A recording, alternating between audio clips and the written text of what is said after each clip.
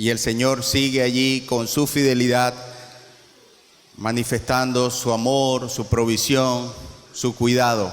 Y pues la iglesia va a seguir avanzando. La idea es que nosotros podamos ser parte, instrumentos de Dios en este tiempo para que eso pase. Así como en algún momento muchos ya no están, pero estuvieron con la iglesia avanzando, discipulando, enseñando, modelando apasionadamente la obra del Señor.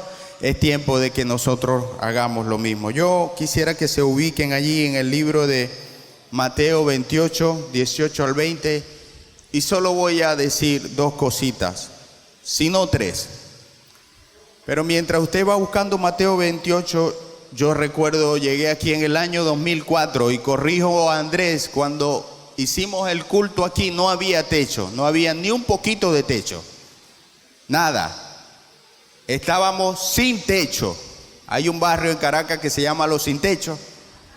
Así estábamos nosotros, sin techo, a puro sol. Hasta aquí. Y no teníamos esto que maravillosamente tenemos hoy. Teníamos un montón de tablas, un montón de cables. Todavía están los cables. Pero hermanos, el Señor ha sido fiel. Y les decía que llegué en el año 2004. Mire, sonó una bomba. El Señor ha sido fiel. El año 2004... yo vengo de una iglesia o de un grupo de iglesias que se llaman Oyenip y yo me congregaba en Barcelona y la verdad es que estaba alejado. Y mi amigo Josué Marcano me dice, Wiria, así me decían a mí, me siguen diciendo los que me conocen, Wiria, un gringo me invitó a tocar en una iglesia allí en Lechería. Y yo le digo, ¿y cómo se llama? Se llama la Iglesia Bíblica Metropolitana. ¿Quién te recomendó ese gringo? Y él me dijo, Edwin Crespo, de Carúpano. Y yo le dije, bueno, te voy a acompañar. Él iba a tocar y yo lo vine a acompañar, o yo lo fui a acompañar ahí en Colinas. Y cuando llegamos allí, Josué tocó, y fue impresionante e impactante el hecho solo de estar allí y recibir el cariño de Pedro Macmillan, el abrazo de Ageo, el saludo de Alejandro. Total que fue toda una bendición, desde inicio hasta fin. Y yo le dije, Josué, deberíamos quedarnos aquí. Porque Josué estaba como yo, estábamos alejados de alguna manera buscando una iglesia. Mateo 28, 18 dice, Jesús se acercó y les habló diciendo, toda potestad me es dada en el cielo y en la tierra. Voy al versículo 20 y dice, ya al final dice, y he aquí yo estaré con vosotros todos los días y hasta el fin del mundo. Si algo hemos visto, si algo hemos palpado, si algo hemos alabado, si en algo nos hemos glorificado por lo que el Señor ha hecho, es porque Él está con nosotros. Y porque Él en su sola potestad decidió enviar a la iglesia para hacer discípulos, y nosotros, como decía la hermana Yoloy, debemos ser obreros fieles para seguir cumpliendo con la gran comisión que Él nos dejó. Y algo importante es saber, queridos y amados hermanos, reflexionar profundamente en la pasión por llevar el evangelio, así como nos los modelaron los primeros fundadores de la iglesia, una gran pasión por alcanzar a las almas. Lo otro que quería leer era el profeta Ageo, capítulo 2. Y saben, siempre comenzamos los seres humanos a comparar, a decir, allá hacíamos una cosa, aquí hacíamos otra. Y el profeta Ageo, hablando de la reconstrucción del templo, voy a leer en una versión, creo que es Biblia para Todos, capítulo 2, desde el versículo 3. Y es impresionante lo que el profeta Ageo les enseña a la gente. Entonces, lo primero que les quería decir es que el Señor está con nosotros. Pero allí, en ese envío de id, debe haber una iniciativa tuya, porque ya Dios la tuvo. Dios tuvo la iniciativa de enviarnos. La iniciativa es de Dios. Los que obedecen la iniciativa deben tener la iniciativa también de ir. Y a ir es un imperativo. Y no hay que buscarle ninguna vuelta. Debemos obedecer. Los que son del Señor, obedecer. Id y anunciar el Evangelio. Y Ageo capítulo 2 versículo 3 dice: los que vieron el otro templo en todo su esplendor, digan qué les parece este que ahora tenemos. ¿No les parece que no vale nada comparado con aquel otro? Pero ánimo, Zorobabel, ánimo, Josué, jefe de los sacerdotes, y anímense todos ustedes, gente del país. Y yo resalté algunas cosas en el versículo 5, dice: trabajen, dice esta versión, que yo estoy con ustedes. Sirvan, obedezcan, hagan discípulos, que yo estoy con ustedes. Yo, el Todopoderoso, lo afirmo. Tal como se los prometí cuando salieron de Egipto, mi espíritu les acompaña. Y voy al versículo 7 y dice: mi templo se llenará de gloria. Y vean que dice mi templo. El Señor Todopoderoso lo afirma. Míos son la plata y el oro. Este segundo templo será más hermoso que el primero. Yo, el Señor Todopoderoso, leo el final, lo afirmo. Comenzamos a comparar. Comenzamos a buscar cosas. Allá hacíamos esto, aquí no lo hacemos. Pero el Señor está diciendo: yo, el Señor Todopoderoso, estoy construyendo mi templo. No un templo hecho de manos humanas. Entonces, toda la siembra de los que vivimos, pasamos, se hizo en aquel lugar, sigue siendo la misma siembra para el Señor en este lugar. Y debemos nosotros hoy comprometernos a seguir con la obra que el Señor nos ha dejado, porque hoy podemos estar aquí y no sabemos dónde estaremos mañana. Pero sí le podemos afirmar, en primer lugar, que el Señor está con nosotros. Y si vamos un poquito más arriba, es que la iniciativa la tuvo Él. Pero una iniciativa, en un momento enseñable, cuando el Señor está despidiendo a sus discípulos, cuando está en aquel lugar, les dijo: yo estaré con ustedes todos los días y hasta el fin del mundo. Y en Ageo, ánimo, hermano. Si nosotros hiciéramos una versión para la Iglesia Bíblica Metropolitana, dijera más o menos así: los que vieron el local allá en Colina de Neverí en todo su esplendor, digan qué les parece este que ahora tenemos. Tal vez no les parezca nada en comparado con el otro, pero ánimo, pastores, ánimo, líderes de célula, anímense toda la iglesia y membresía de la Iglesia Bíblica Metropolitana. Yo estaré con ustedes, mi espíritu les acompaña. Mi templo, el que yo estoy construyendo, se llenará de gloria. Este templo, este segundo templo, será mucho más hermoso que el primero. Y al final, Iglesia Bíblica Metropolitana, yo, el Señor Todopoderoso, lo afirmo. Y no estoy tratando de quitar nada a la Escritura. Estoy tratando de colocarnos como iglesia allí. Ánimo, querida iglesia. Ánimo, queridos líderes. Ánimo, querida membresía. Necesitamos seguir esforzándonos. El Señor le bendiga. No voy a hablar mucho porque me voy a poner a llorar. Recordar muchas cosas, sin duda, trae reflexión, pero también trae nostalgia. En ese lugar donde usted está sentado allí, estuvimos desde las 7 de la mañana hasta las 8 de la noche vaciando el piso donde estamos hoy sentados. ¿Y sabe quién lo vació? La iglesia. No teníamos cómo pagar a los demás. Entonces, la hermana Yoloy decía, es una bendición, sí, es una bendición tener techo hoy, tener toda la estructura.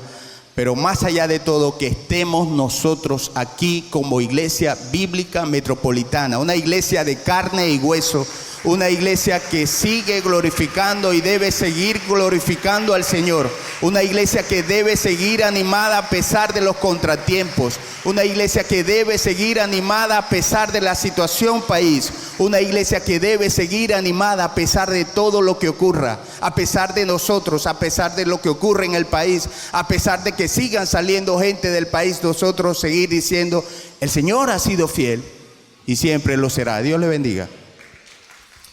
Dios le bendiga. La gracia del Señor sea con todos ustedes. Qué bendición y qué privilegio poder estar hoy junto una vez más a la Iglesia Bíblica Metropolitana, a la Iglesia del Señor. Como decía el pastor Robinson, recordar la historia, recordar el tiempo, recordar lo vivido, nos llena de nostalgia y posiblemente nuestros ojos lleguen a tener un poquito de agua extra de lo que tienen. Pero es ver la fidelidad del Señor en todo tiempo. Sabemos que hubieron y han habido momentos muy difíciles. Si hoy sacamos la cuenta de la Iglesia Bíblica Metropolitana que comenzó, no es la misma que hoy está acá sentada. Sigue siendo iglesia. En otros lugares, otros se adelantaron a la presencia del Señor, pero la iglesia continúa. Y es precisamente lo que Jesús, antes de su partida, le dice a sus discípulos: en mi ministerio tiene 3 años, pero ahora se va a reproducir en ustedes. Por tanto, id y haced discípulos a todas las naciones. Y hermanos, usted y yo debemos estar comprometidos con la misión encomendada por Dios. Usted y yo está aquí hoy porque otros siervos del Señor tuvieron la intencionalidad, tuvieron el fervor, la pasión, el ánimo de predicarle a tiempo y fuera de tiempo, de orar por usted, de visitarle, de ayudarle. Y eso debe de valorarse, eso debe de más bien llenarnos de alegría y de ánimo para nosotros también hacer lo mismo.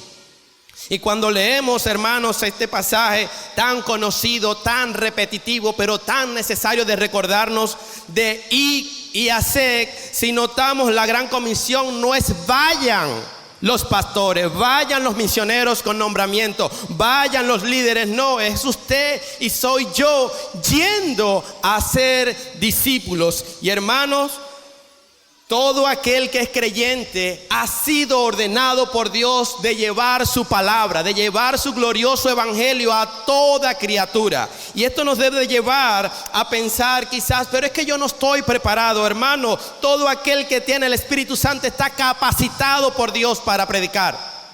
Por lo tanto, sí puede hacerlo. Sí podemos hacerlo, porque el pastor Robinson ahorita decía, nos recordaba la escritura, Dios está con nosotros.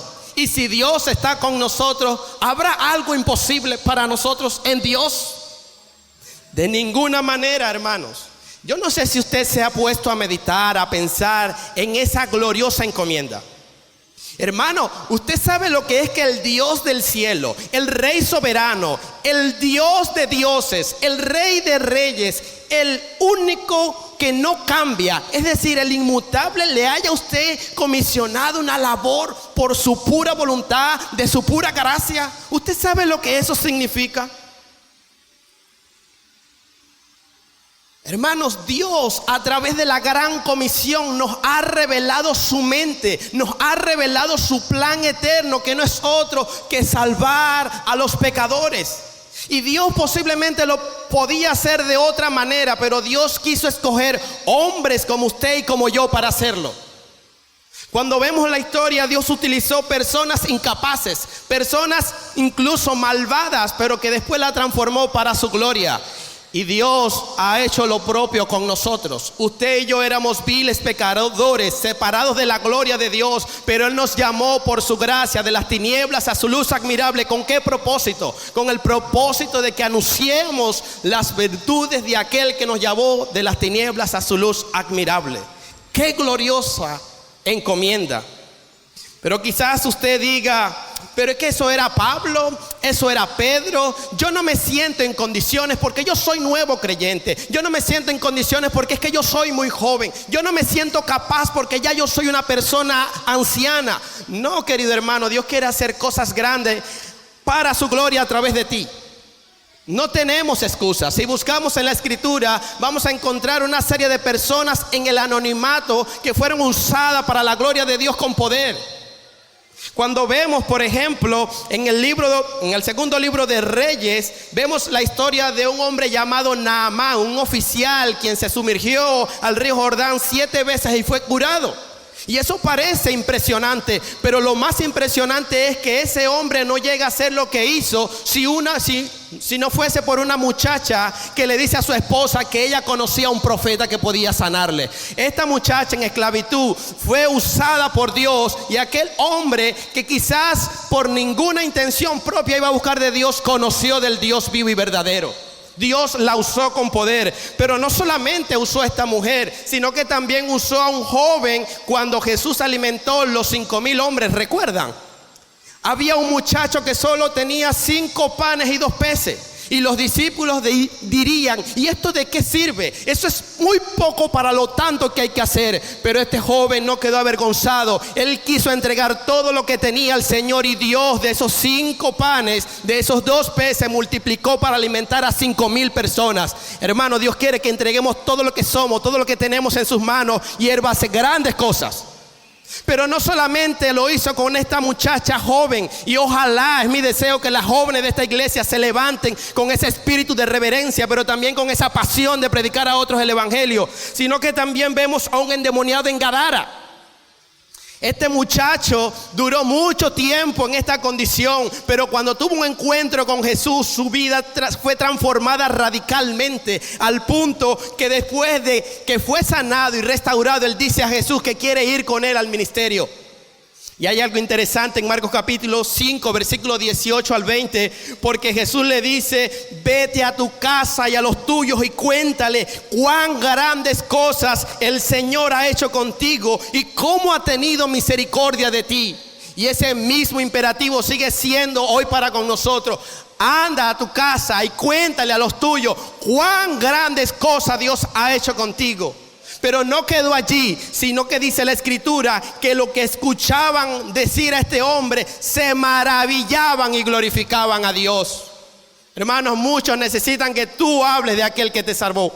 Muchos necesitan que tú le hables de esa esperanza que hoy tú aguardas. Y estamos celebrando 22 años de aniversario, pero estamos celebrando 22 años también de que esta iglesia nació en el corazón de Dios y lo puso en el corazón de hombres para ser una iglesia de impacto, una iglesia que predica y vive el evangelio, una iglesia que está preocupada por las familias que andan hoy sin Cristo. ¿Es ese tu pesar hoy? Y usted pudiera decir: pero es que es una dura tarea. Sí, es una dura tarea, pero el Señor nos ha capacitado, nos ha dado todos los recursos necesarios para hacer la obra que Él nos ha encomendado. Nos ha dejado nada más y nada menos que su Espíritu Santo. Hermanos, hay un principio muy arraigado a la historia de la redención. Y yo quiero que usted esté hoy consciente y esté apercibido de lo que le voy a decir. Hay un principio arraigado en el plan de redención del Señor, y no lo debemos pasar por alto. Usted, como le decía ahorita, quizás se siente incapaz, pero Dios quiere usarte a ti, una persona ordinaria, una persona del común, para hacer cosas extraordinarias. ¿Está usted dispuesto a decir, como cantamos hace un rato: heme aquí, envíame a mí? Hermanos, si alguien en cualquier lugar público, un poder del Estado, es designado a una misión internacional, se siente honrado, ¿cuánto más nosotros no deberíamos de sentirnos honrados de ser enviados por Dios? Hermanos, Dios tiene en su caja de herramientas muchas herramientas que Él quiere usar. ¿Y sabe quiénes son esas herramientas? Es usted y soy yo. Y ya para ir finalizando, ¿está siendo hoy usted una herramienta útil en las manos del Señor? ¿Eres consciente del privilegio glorioso que te ha dado el Dios del cielo de predicar su bendita palabra a tiempo y fuera de tiempo? ¿En qué parte de la historia de Dios te gustaría estar? Recuerden, hoy estamos conmemorando 22 años, pero hay una historia. En 10 años más, cuando nuestros niños que cantaban hace un rato estén aquí de pie, ¿qué recordarán de nosotros? ¿Qué inspiración, qué pasión, qué ánimo, qué fervor le estoy yo brindando o mostrando a esos niños por el Señor? Hermano, es tiempo de celebrar, pero también es tiempo de reflexionar.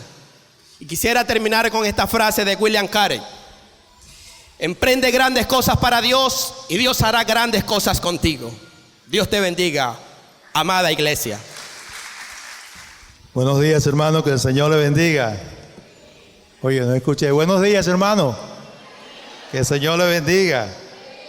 Ya pronto vamos a acabar para tener una gran fiesta. Cuando hablaba el pastor Robinson, yo también me estaba recordando de cuando yo llegué a esta iglesia. Imagínate a este hombre hace 22 años con cabello. Tenía mi cabello y me tenía el lujo de peinarme. Ya no puedo darme el lujo de peinarme, ¿ya? Bueno, mis hermanos, estamos cumpliendo 22 años. Ciertamente yo doy gracias al Señor por los hombres que ha puesto en esta iglesia local. Doy gracias al Señor por los que estamos aquí, por los pastores, por los líderes, porque no ha sido una tarea fácil. Hace un momento recordaba una persona que su hijo le preguntaba que dónde se estudiaba para ser pastor. Y esa pregunta a veces se la hace uno. El Señor nos llamó de su infinita misericordia para guiar a un pueblo, y que al llegar aquí todavía nos ha dado esa responsabilidad a todos nosotros. A los pastores somos responsables de guiar la grey. Y a veces el mundo es sacudido cuando uno ve noticias, cuando hombres de la fe, hombres que tenemos de ejemplo, caen. Y caen realmente de una forma tan mala, y dice, ¿para qué yo voy a creer en la iglesia? Pero líbranos Dios a nosotros los pastores de caer en las garras de Satanás. Por eso que el Señor nos da una responsabilidad a los pastores. Y cuando nosotros nos reunimos aquí martes tras martes para tomar decisiones, tomar decisiones que para ustedes debían llevar a la madurez cristiana, tomamos entonces la decisión. En esta vez vamos a hacer una fiesta, una celebración. Vamos a colocar las mesas así, de esta manera, que todo el mundo sepa que estamos celebrando. Es algo atípico en una iglesia. Quizás la gente que va llegando se encuentra con estas mesas y dice, wow, ¿qué pasa aquí? ¿Qué pasó aquí? Pero estamos celebrando. Entonces, mis hermanos, vamos a celebrar, pero yo quisiera compartir con ustedes, al igual que mis hermanos pastores, la enseñanza. Y quisiera recordar la gran comisión que todos sabemos. Dice, vayan, hagan discípulos de todas las naciones, bautizándolos en el nombre del Padre, del Hijo y del Espíritu Santo, y enseñen a los nuevos discípulos a obedecer todos los mandatos que les he dado. Y tengan por seguro esto, que estoy con ustedes hasta el fin del mundo, de los tiempos. Mis hermanos, es una responsabilidad que tenemos todos nosotros como discípulos del Señor. Y yo veo en este texto tres cosas. Veo que este texto es algo que debemos tomar, la gratitud del Señor para aquellos pecadores. Veo el llamado que hace el Señor para nosotros los pecadores, y veo la responsabilidad que ha depositado el Señor para cada uno de nosotros. Fíjense que no es fácil el llamado, la responsabilidad, la gratitud que debe tener nosotros. A veces pasamos tiempo pensando, no, yo no sirvo, yo no puedo servir en la gracia del Señor. No, el Señor no te ha llamado a ti, me ha llamado a mí, ha llamado a estos hombres. Y si ustedes se dan cuenta, vamos de menor a mayor, ¿no es así? Pero entonces esa responsabilidad nos ha dado tanto a jóvenes como a personas como mi edad. Y es una responsabilidad que aceptamos desde un principio, que nos colocamos aquí en el púlpito para la enseñanza. Y fíjense que yo a veces pienso, mis hermanos, ¿verdad?, que habrá tantas situaciones que ustedes no pueden considerar en esta iglesia local. Y nosotros, sin embargo, afrontamos esos problemas. ¿Pero para qué? Para que la Grey, para que los hermanos crezcan realmente en la sabiduría de Dios, en la enseñanza de Dios. Eso es lo que queremos nosotros con ustedes. Y con un amor intenso, los tres pastores aquí tomamos decisiones. Y a veces nos cuestionan. No, mis hermanos, el Espíritu de Dios está en nosotros, en esta iglesia. Oren por nosotros. Oren por estos pastores. Oren que nosotros sabemos llevar la Grey. Eso es que nosotros agradecemos con ustedes. Cuando me dicen, pastor, estoy orando por usted, me siento contento, me siento feliz. ¿Por qué? Porque yo sé que la Grey y mis hermanos están orando por los pastores. Y nosotros tenemos una responsabilidad bastante en nuestros hombros. Y líbranos, Dios, de caer en las garras de Satanás. Porque se viene todo abajo. Deshonramos al Señor. Y este mandamiento, y hacer discípulos, es un mandamiento que nosotros tenemos dentro, arraigado en nuestro corazón. Desde que asumimos este cargo, esta función, somos iguales, mis hermanos, pero tenemos una función que cumplir con ustedes. Eso es lo que nosotros tenemos, la responsabilidad, un llamado, una gratitud hacia el Señor. Y fíjense que ese llamado, Pedro, el Juan, hicieron lo mismo que nosotros. Ellos tuvieron valor. Y fíjense que en Hechos 4:1 dice, y mientras Pablo y Juan le hablaban a la gente, se vieron enfrentados a los sacerdotes. Había una oposición. El capitán de la guardia del templo y algunos saduceos. Y estos líderes estaban sumamente molestos porque Pedro y Juan enseñaban. ¿Y qué enseñaban ellos? La resurrección del Señor. Hay mucha oposición cuando nosotros empezamos a enseñar aquí. ¿Y qué pasó? La iglesia salió adelante. La iglesia en la oposición, la iglesia en la controversia salió adelante. Y así es que estamos saliendo nosotros, mis hermanos. El momento que decidimos de mudarnos para acá no fue fácil. No fue fácil, mis hermanos. Fue una decisión difícil. Pero como yo siempre recuerdo, Hechos 8:1, que hubo una gran hambruna en Jerusalén y tuvieron que salir esparcidos a predicar el evangelio. Y nosotros salimos, no esparcidos, pero sí salimos corriendo.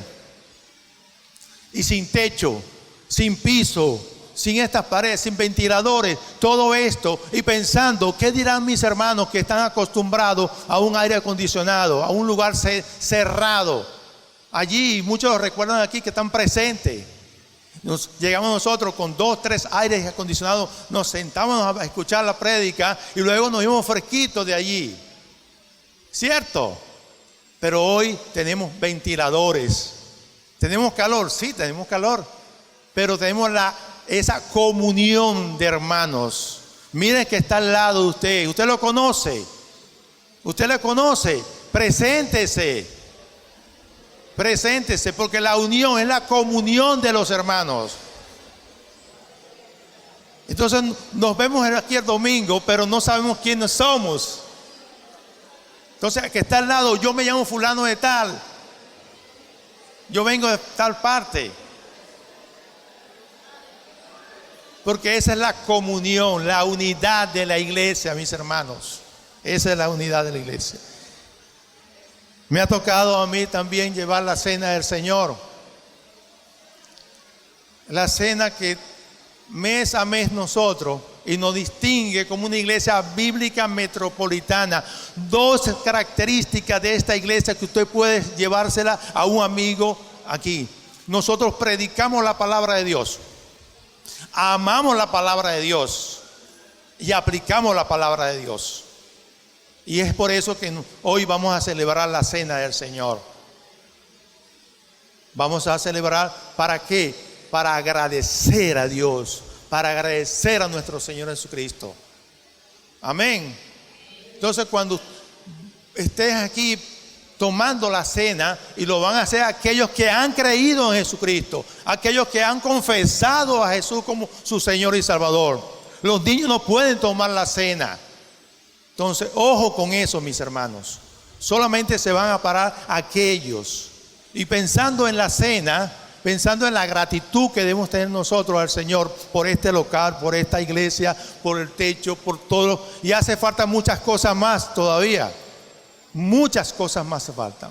Pero gracias a Dios que tenemos mesa, manteles, tenemos todo esto para disfrutar en esta mañana. Amén. Y si vamos a seguir trabajando por la iglesia, le pedimos a ustedes como hermanos en la fe que oren por los pastores, que oren por los líderes. Por favor, oren por nosotros. Necesitamos de sus oraciones. Y eso es lo que necesitamos, que ustedes nos acompañen en esta carrera, como dijo el apóstol Pablo a Timoteo. Que al final digamos, he peleado la buena batalla. A eso es lo que queremos entonces saber, mis hermanos. Entonces, esa gratitud, pero hay responsabilidad con cada uno de ustedes y también nosotros, de seguir llevando el evangelio. ¿A quiénes? A toda criatura, a toda nación. Esa es la responsabilidad. Y quisieran que buscaran en sus Biblias, por favor.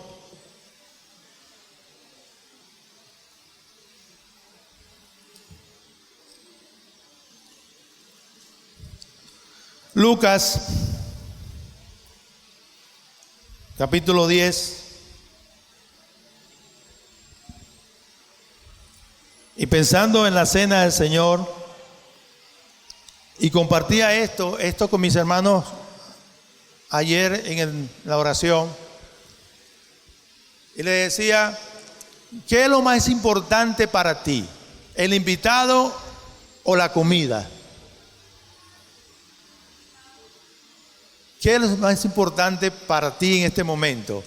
¿La comida que vas a recibir o el invitado? ¿Quién? El invitado. ¿No es así? ¿Por qué será que la palabra de Dios a nosotros nos da esa evidencia y nos afirma que para nosotros lo primero que debemos nosotros es saber que es el invitado que tiene que estar en primer lugar? Y fíjense, si lo pueden buscar en sus Biblias, hay dos hermanas llamadas Marta y María. Todos saben la historia. Todos sabemos la historia de Marta. Pero yo quisiera leer esa historia e introduciendo la ceremonia de la cena del Señor. Dice así la palabra del Señor. Lucas capítulo 11, 38 al 42. Mientras iban ellos de camino, él entró en cierta aldea y una mujer llamada Marta le recibió en su casa. Estamos hablando del Señor Jesús. Ella tenía una hermana que se llamaba María, que sentaba a los pies del Señor, escuchaba su palabra. Pero Marta se preocupaba con todos los preparativos y acercándose a él le dijo, Señor, ¿no te importa que mi hermana me deje servir sola? Dile pues que me ayude. Respondió el Señor y le dijo, Marta, Marta, tú estás preocupada y molesta por tantas cosas, pero una sola cosa es necesaria. Y María ha escogido la buena parte, la cual no será quitada. Mis hermanos, el Señor nos ha dado a nosotros la buena parte de estar celebrando hoy aquí la cena del Señor. nos ha dado ese privilegio de estar aquí para celebrar junto la cena del Señor. Y si es así, debemos regocijarnos realmente nosotros como creyentes en la fe, que el Señor nos ha dado esta oportunidad que no sabemos si la vamos a tener otra. Hoy tenemos esta oportunidad, mañana no sabemos, pero mañana es otro día. Dice la palabra que no te afanes, no te preocupes. Pero hoy es el momento que nosotros vamos a celebrar. ¿Qué le preocupaba a Marta? ¿Qué le preocupaba a dos hermanas? Una estaba atareada con las cosas. Yo quiero agradar la comida, la mejor comida y esto. Pero el Señor le dijo, mira, ella ha escogido la mejor parte de estar en mi presencia. Y nosotros hoy vamos a estar en la presencia del Señor. Amén. Eso es lo que queremos hoy, disfrutar de la presencia del Señor. Y gracias a Dios, mis hermanos, que hoy es una buena oportunidad de celebrar estos 22 años y vamos a seguir celebrando. Y vamos a seguir celebrando. Oye, amén.